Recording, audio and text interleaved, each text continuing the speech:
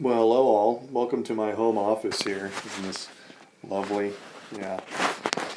Actually, as it turns out, I'm not even in the country right now. I am in San Juan, Puerto Rico, sitting on a beach sipping something at this time while you're in class. I think that's not very nice of me to say, now that I think of it.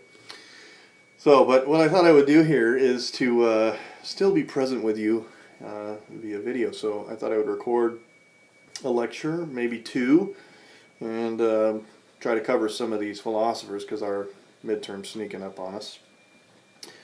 So what I'd like to try to do today is cover a little bit on Hobbes and maybe John Locke, and then we'll kind of go from there. So you're going to need those lovely packets out. I know that you enjoy working with those.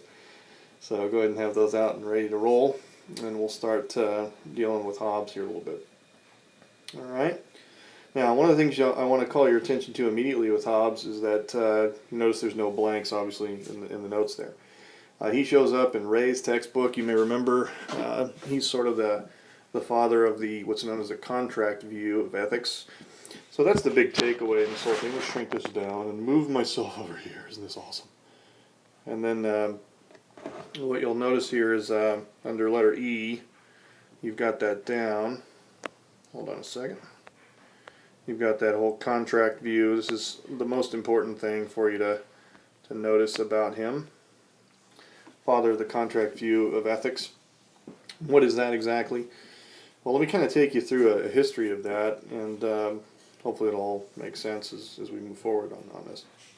Essentially what the contract view says is that go way back in time. It's almost an evolutionary view where you have a kind of hunter-gatherer situation where you've got cavemen running around and, killing their dinner and almost total freedom at that point in time. They're functioning like animals to a large extent. But then they bump into another creature like themselves who's hunting the same grounds at the same time. I'm simplifying things here quite a bit, but you'll get the point. So these two human animals have a choice at this moment. They can, one, just kill the other and then take the hunting grounds. That's an option. The problem there is that now he's developed enough reasoning capacity he can sort of think through the consequences of a choice like that. That maybe the relatives of this other creature are going to come after him.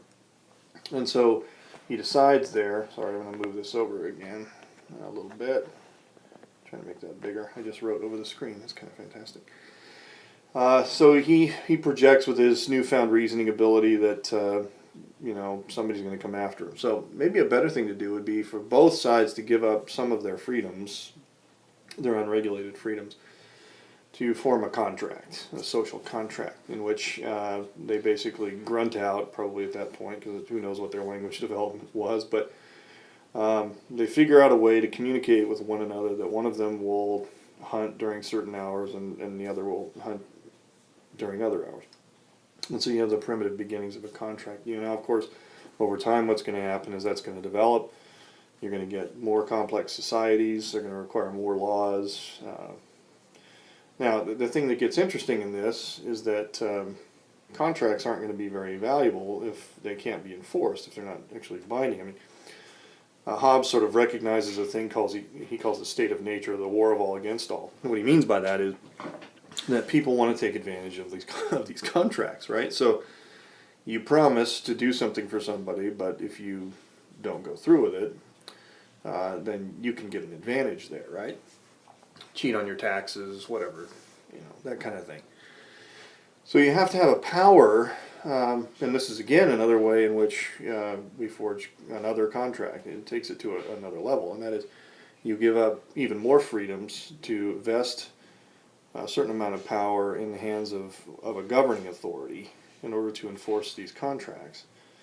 Now, of course, one of the shortcomings of this, and I think that Hobbes maybe showed a little too much faith in human nature. One of the downsides here is that Leviathan, or this governing authority, what's to keep him from asserting his own advantage, right? So contract views have that one little catch there, right? Everybody has a lust for power. That means the ultimate power is going to have a lust for power.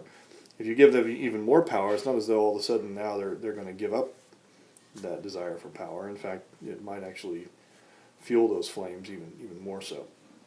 But nevertheless, you have the contract view here. You have this idea that there is nothing outside of human beings. Human beings get together through a kind of collegial process of discussion, come up with certain rules, and then in order to achieve the greatest sort of happiness for the greatest number of people, they decide on these rules together, and then they give a certain amount of power to an individual or a body, a governing body, who can then enforce the social contracts. All right, so very humanistic view, also sometimes referred to as ethical egoism. By the way, that's another key term here. I'll make sure I write that here. Ethical egoism. This is really kind of fun. All right, so the basic idea there with ethical egoism is we're all motivated by self-interest. So what's the best way to get to our self-interest, to maximize pleasure, minimize pain in the world? Well, one of the best ways, when you consider there's other people who are trying to do the same thing, is to try to figure out how we can all get along, right? But again, the problem there, I would say, is that you run into people wanting to take advantage of that, right? So they give you lip service to the social contract, but they're always looking for advantage, they're always looking for loopholes, they're always looking for ways to wiggle out of it.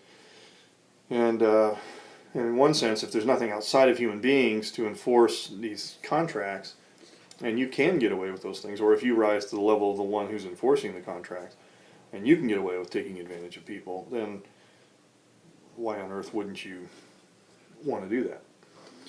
The only thing that Hobbes can say here is that, people are going to not like it, and they're going to try to fight back, but if they don't know it, or if they're so beaten down by power that they can't do anything about it, then it seems to me that you have this problem there, right? Of just basically the contract view reducing to, a kind of power ethic and nothing more really.